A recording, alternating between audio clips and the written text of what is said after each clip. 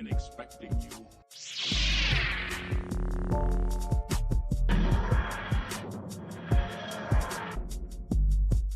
What is up, everybody? Josh here with Lorgasm, and let's talk about WandaVision Episode 4. This has gotten insane. So the episode starts off with Monica Rambeau, or Geraldine as we've known her, coming back from after being blipped. So she was blipped. She got snapped. Thanos snapped out of there. She was in a hospital, and she got blipped back, except it didn't blip like it showed in the Spider-Man Far From Home. It more like just did the reverse dusting, which I gotta say looked so freaking cool.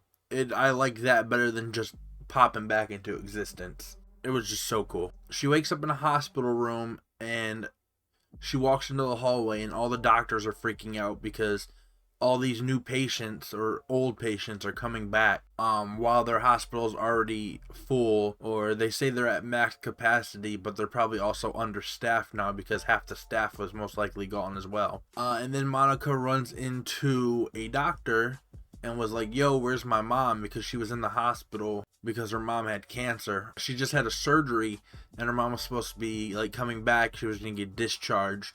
And the doctor was like, yo, that happened 5 years ago and your mom died 3 years ago. So I don't know what's going on, but this is all crazy. We then cut to 3 weeks later, and Monica goes into work and she works for SWORD.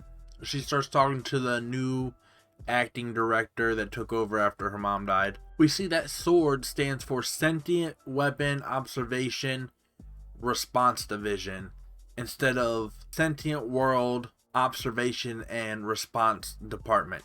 So in the comics, SWORD was more of a outer space thing.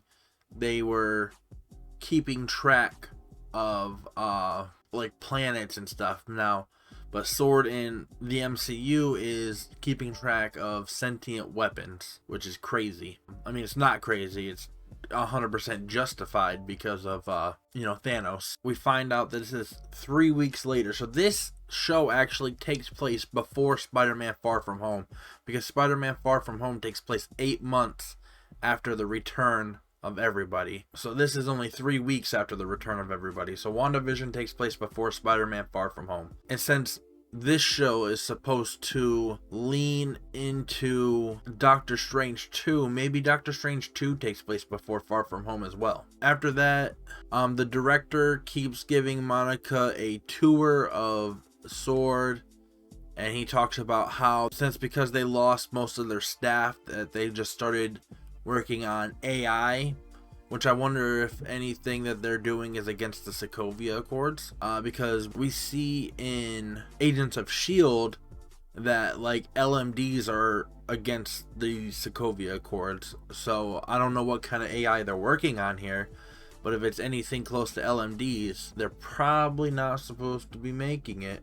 We find out that Monica Rambeau's mother is the creator of SWORD. It's probably because of, what happened in Captain Marvel, of the Kree and all that. He tells her that when her mom was still in charge, that she put into place an action that if anybody returned after being blipped or dusted or snapped, however you want to refer to it, that they are to be on terrestrial missions. I don't know for how long, but she's not allowed to go into space. Now, some people might question, does she have her powers yet? I actually don't think she does. I think she's just a normal human right now. I mean, I have a couple ideas. In the book of Wakanda Files, it says that there are people with mutant genes. Maybe the gamma radiations from the snaps could have activated their genes. Maybe Wanda is gonna do a reverse House of M and start creating a bunch of mutants, because I am pretty sure mutants are gonna be coming soon, even if it's just a little bit. We don't have to get the full X-Men right now. They can save that, but I think we're gonna get some of the mutants, and I think Monica Rambeau is gonna be a mutant in the show. So I think the gamma radiation is gonna activate some of the people's powers, kind of like how the Inhumans, they needed the rock to crystallize around them and metamorphosize them into having powers. This is going to be, the radiation's going to mess with their genes. Sort of like how it did the Hulk. I also have a theory that the Hulk is a mutant. I don't think that is a thing in the comics. Yeah, it says he's a human mutate for the comics, but that could have just been like mutate because the gamma radiation mutated him.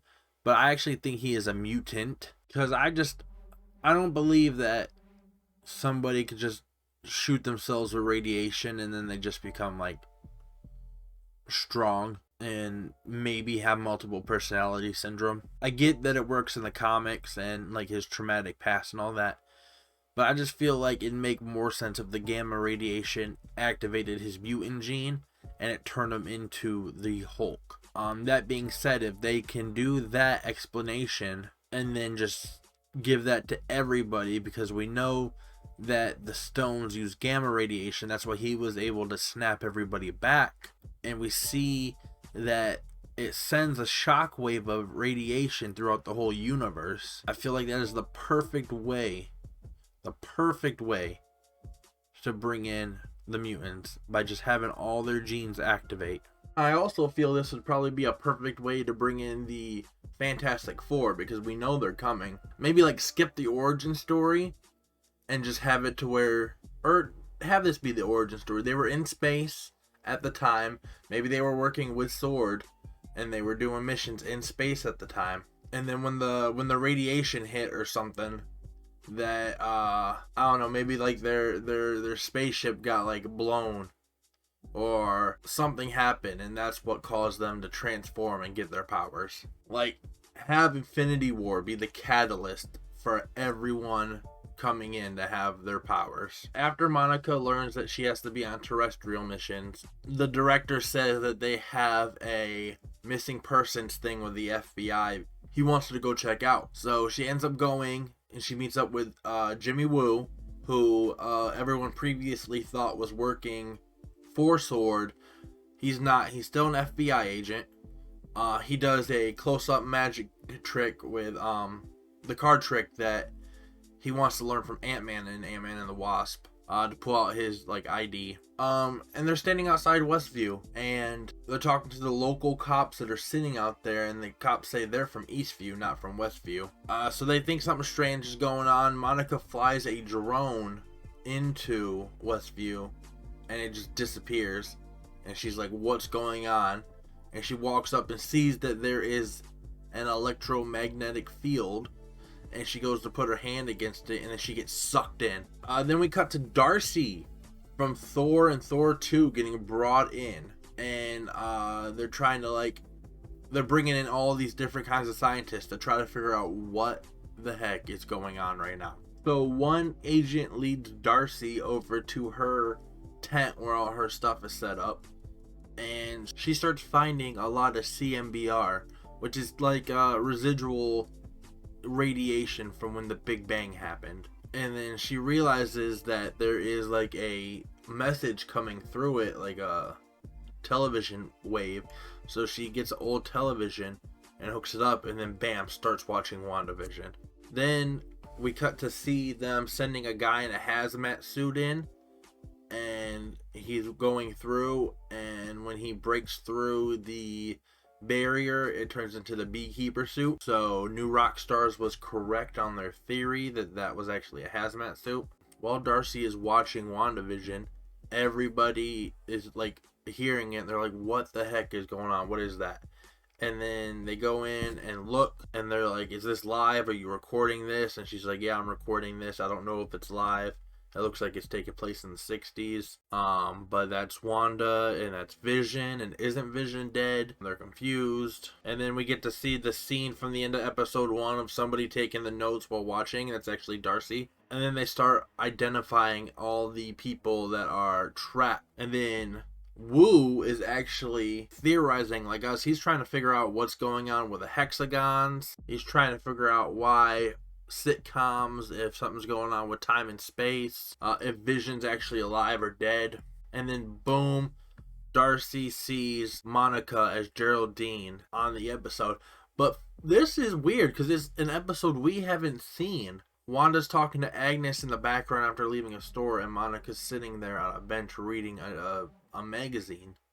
And we don't see that scene in any of the episodes. So there are more WandaVision episodes than what we have been shown, which is crazy. This is really like mind-bending, because like we're watching it, and it's a show within a show, but we're still watching it. And then also, they're getting Sword's getting different cuts than what we got while watching it. It's some like fourth wall breaking stuff. But because of this, Darcy's like, yo, we can probably get, like, there's a radio that's in Wanda's kitchen, and we could probably get you to talk through it, to talk to Wanda. But the only reason they think of this is because they saw Monica, and I guess they wouldn't have been able to do what they did in episode 2 unless they saw Monica previously and knew that she was alive. I mean, they could have done it, but I think they wouldn't want to, because their main priority was figuring out what happened to Monica. So I guess there would have had to been an episode, and Darcy references more episodes. She said in every episode Wanda does the dishes at least once, so there have to be more episodes out there. Then we see Wu put on some headphones and take her microphone, and Darcy goes and watches the episode, and it turns out to be episode 2, and then that's when Wu does his Wanda, what happened to you? What's going on? And then when the glass goes to break and the radio blows up, it actually cuts. We don't see that, or Darcy doesn't see that, but we know what happens, and they don't know what's going on. It's really funny because Darcy and Wu are actually sitting there watching the show like we are, and like getting invested into the show like we are.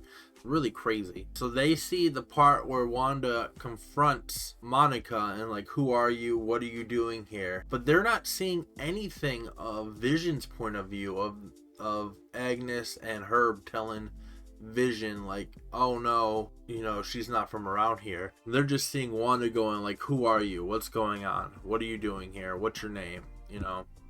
And then it cuts to the end of the episode. But then we get to see Wanda going like, oh no, you don't belong here. You don't belong here. I don't want you here. And she starts to load up her freaking red power. And then she shoots her through the house.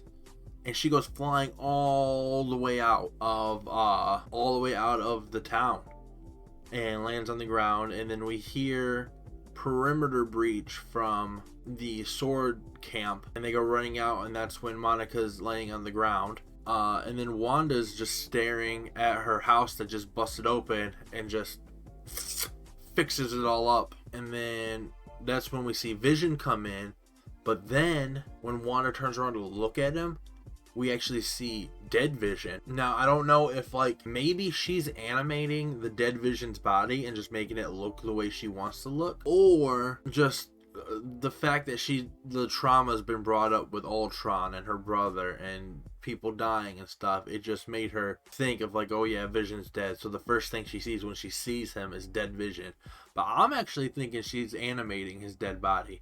I think that would be a cool twist. There's also the theory of Wonder Man. The guy who's Wonder Man is actually playing a part as Vision right now, maybe not even knowing it.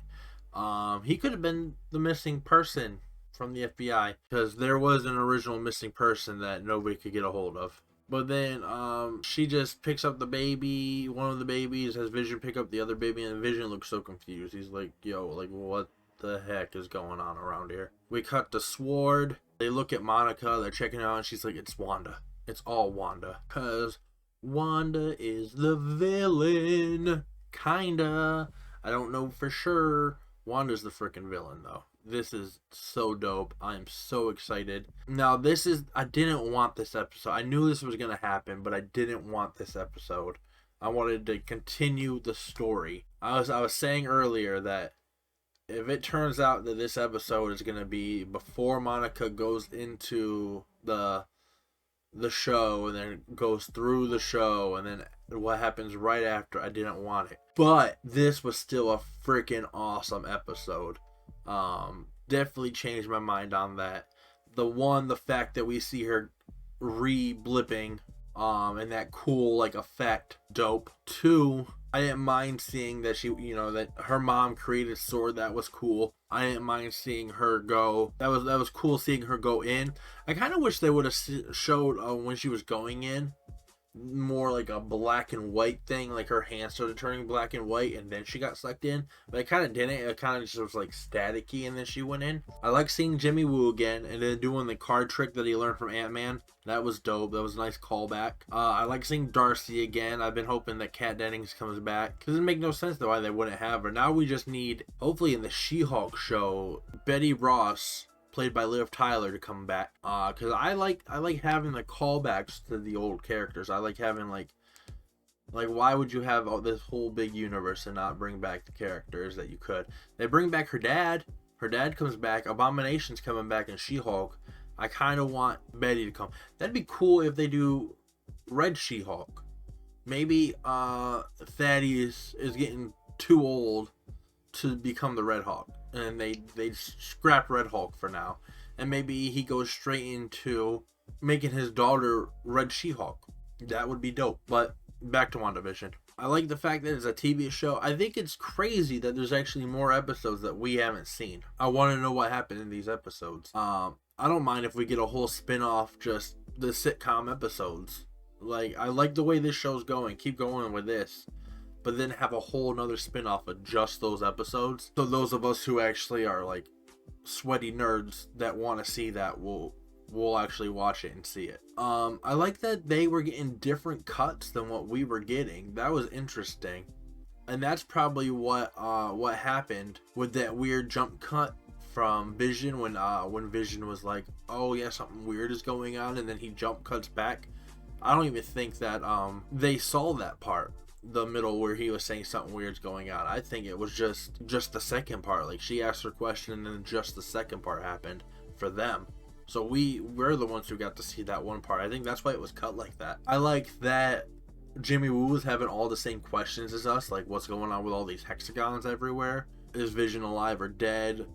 All that. That was cool to see that he was theorizing the same way we were theorizing, or we had the same like mental process they made somebody in the show have, which means we're probably on the right track for what questions to be asking. I thought that was really cool. I like seeing Wanda become the freaking villain at the end. That was awesome. How she was just like, she knows that real life is real life. She knows it. She's just pretending right now, and she's forcing everybody else to pretend. I don't know if she's actually forcing everyone else, or she made a deal with like Mephisto or something to make everybody else be the way they are, but because she knows everything that's going on. She like when as soon as Monica said Pietro and Ultron, she snapped like, psh, you don't belong here, you're not from here, you need to get the frick out of here, and then just blasts her out, and then she pretends like nothing happens. And Vision even says like, yo, we can like